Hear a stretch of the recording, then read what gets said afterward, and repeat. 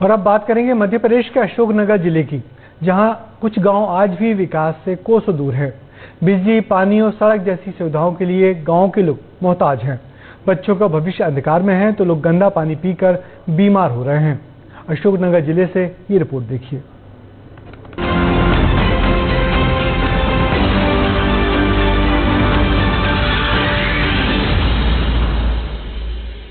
चलने के लिए पगडंडी भी ना हो, लाइट के लिए बिजली के खंभे ना हो, पीने के लिए साफ पानी भी ना हो।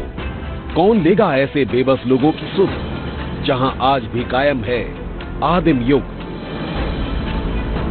अशोकनगर के डेंगा मोचार का मठिया गांव, जहां लोग आज भी आदि मानवों की तरह जिंदगी जीने को मजबूर हैं। सरकारी योजनाएं तो जैसे इस गांव का रास्ता ही भूल चुकी हैं। गांव आज भी अंधकार में है, लाइट की कोई व्यवस्था नहीं है। आने जाने के लिए सड़क तो छोड़िए, कच्चा रास्ता भी इन गांव वालों के पास नहीं है। और जिंदगी के लिए सबसे अहम जरूरत पानी भी इनको नसीब नहीं होता है। गांव के पास एक नाला है, जहां झिरिया यानी कि एक गड्ढा खोदकर लोग अपनी प्यास बुझाते हैं।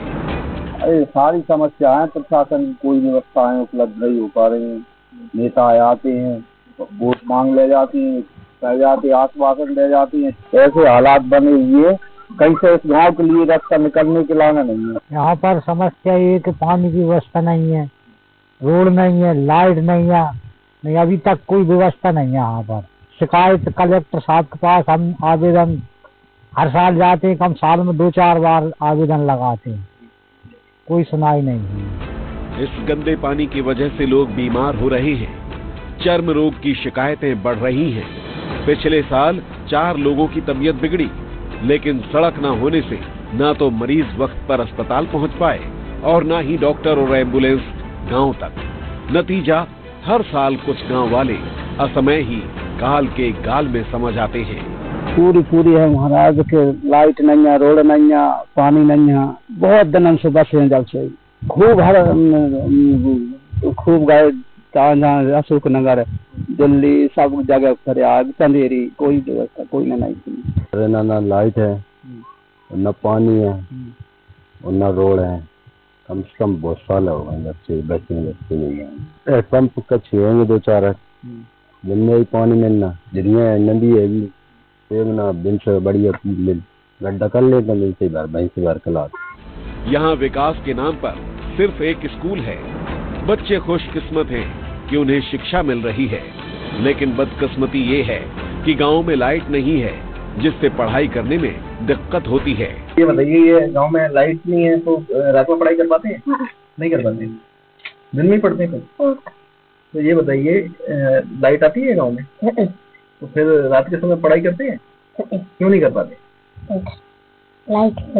लाइट नहीं है। गांव वाले गुहार लगाकर थक चुके हैं, हर चौखट पर मिन्नतें कर चुके हैं, लेकिन आज तक किसी ने उनके दर्द को समझने की कोशिश नहीं की है।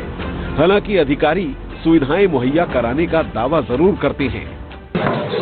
मठिया चक की जो बात आई थी पहले भी पेयजल से संबंधित, उसमें जो वहाँ हैंडपंप थे उसमें पीएचई की टीम को भेजा गया था और जो हैंडपंप है उसको सुधारे गए।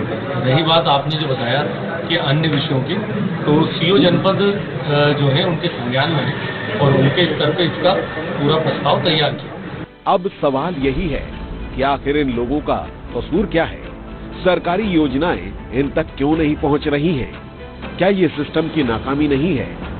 आज के समय में भी लोगों को सड़क, बिजली और पानी जैसी सुविधा ना मिले, शायद इससे ज्यादा शर्मसार करने वाली कोई और बात नहीं हो सकती। विस्तार न्यूज के लिए सुरेंद्र सेन की रिपोर्ट। तो हमने आपको आपसे जुड़ी हुई खबरें दिखाई, आपके मुद्दों को सिस्टम के कानों तक पहुंचाने की कोशिश भी की। हमारा मकसद परेशानियों को जिम्मेदारों तक पहुंचाना है।